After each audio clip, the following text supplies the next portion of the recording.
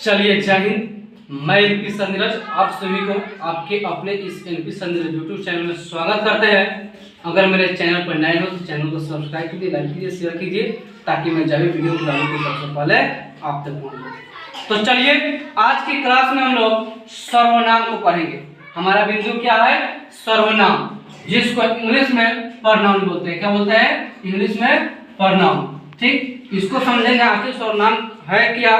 ठीक, चलिए सर्वनाम की अगर परिभाषा की बात की जाए तो होता है संज्ञाओं अथवा नामों के बदले में हम जिन शब्दों का प्रयोग करते हैं उसे क्या कहते हैं? सर्वनाम कहते हैं। ध्यान से देखिएगा, फोकस कीजिएगा कि संज्ञाओं अथवा नामों के बदले में, संज्ञा अथवा नामों के बदले में हम जौना शब्द के प्रयोग करम जा ओकरे कथी कहेले?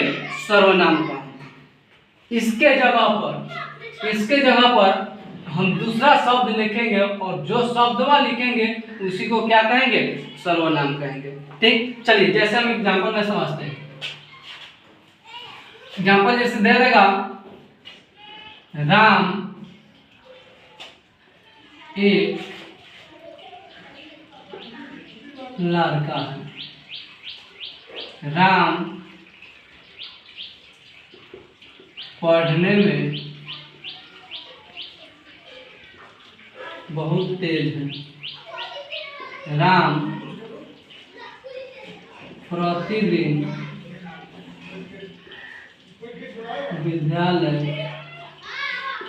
जाता है। राम के पिता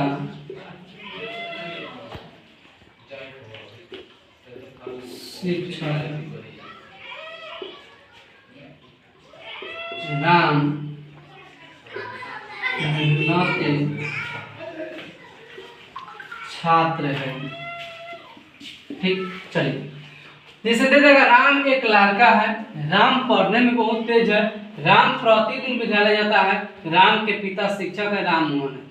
अब देखिए, हम ध्यान से समझिएगा, फोकस पूरा बोर्ड पर होना चाहिए। और इस वीडियो पर सर्वनाम अब हम कैसे समझेंगे, तो हमने अभी क्या पढ़े हैं कि संज्ञाओं अथवा नामों के बदले में हम जिन शब्दों का प्रयोग करते हैं उसे क्या कहेंगे?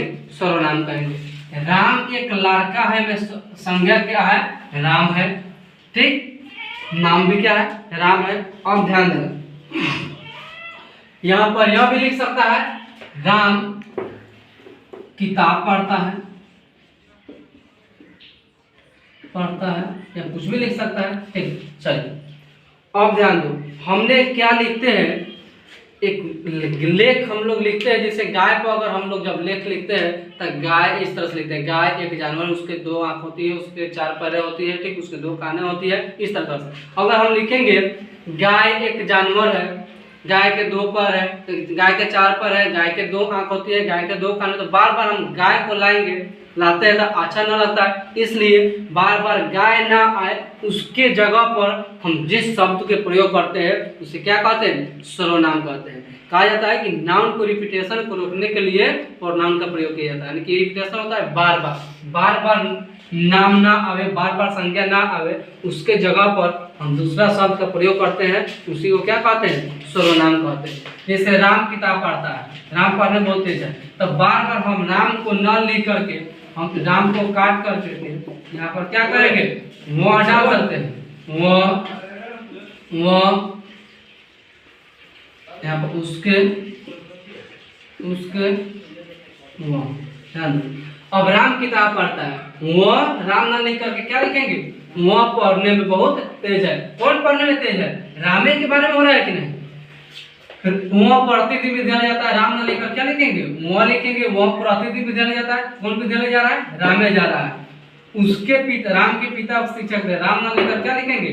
उसके पिता शिक्षक है। उसके पिता क्या है? शिक्षक है। किसके पिता शिक्षक है? राम के पिता शिक्षक है। वह मेहनती छात्र है। कौन मेहनती छात्र है? राम मेहनती छात्र है। तो हम राम के जगह पर क्या लिखे? वह लिखे, उसके लिखे, वह लिखे। तो संज्ञा राम है, नाम राम है, संज्ञा नाम के जगह पर कौन शब्द का प्रयोग किए हैं? वह, उसके, यहाँ सब क्या है? सर्वनाम है। तो इसी को क्या कहेंगे? सर्वनाम कहेंगे। क्या कहेंगे? सर्वनाम कहेंगे। ठीक, अब समझ आ गया।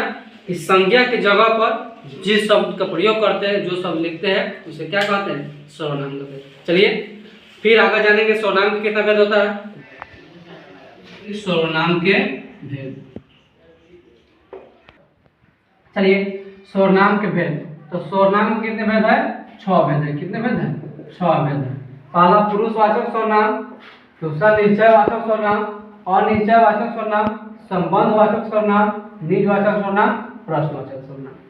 तो आज के वीडियो में हम लोग जाने कि सर्वनाम की परिभाषा और सर्वनाम पहचानने का तरीका, और इसके बाद क्लास में हम लोग जानेंगे पुरुषवाचक सर्वनाम क्या है, निश्चयवाचक सर्वनाम क्या है, अनिश्चयवाचक सर्वनाम क्या है, संबंधवाचक सर्वनाम क्या है, निजवाचक सर्वनाम क्या और प्रश्नवाचक सर्वनाम क्या है। देखिए परीक्षा में प्रश्न पूछता है, इससे कह देगा वो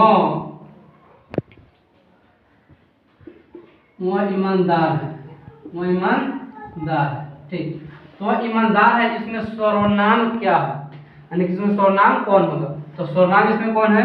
तो वो हमारा क्या हो जाएगा? सर्वनाम, यानी क्या है? सर्वनाम।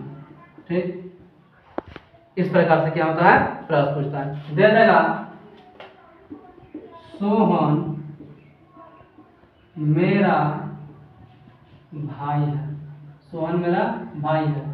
यहाँ दे कौन सर्वनाम है, कौन? अगर सर्वनाम की बात की जाए तो इसमें बताएंगे, जब इसका परिभाषा जब हम क्लियर कराएंगे इसमें बताएंगे कि सोहन मेरा भाई है कौन सर्वनाम है। तब तक के लिए जान जाओ सोहन मेरा भाई है संबंधवाचक सर्वनाम है, क्योंकि भाई और सोहन का संबंध जोड़ा जा रहा है कि किसका भाई है? तो सोहन का भाई है। ठीक, संबंध जोड़ा जा रहा है।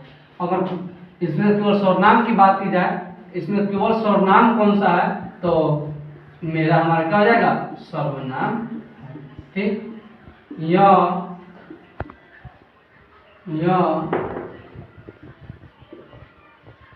उसका घर, या उसका घर, इसमें सर्वनाम कौन हो जाएगा? उसका। ठीक, ये हमारा क्या हो गया? सर्वनाम। चलिए तो आज की क्लास में इतना है। तब तक के लिए मैं एमपी संजय, फिर मिलेंगे अगले क्लास में। फिर से आपको सभी को आपके अपने इस एमपी संजय यूट्यूब चैनल, जो 1300 परिवारों का जो है सदस्य का यह मंच बन चुका है, तो आप सभी को ढेर सारे शुभकामनाएं, साथ ही साथ स्वागत करते हैं आपके अपने एमपी संजय यूट्यूब चैनल में। तब तक के लिए जय हिंद।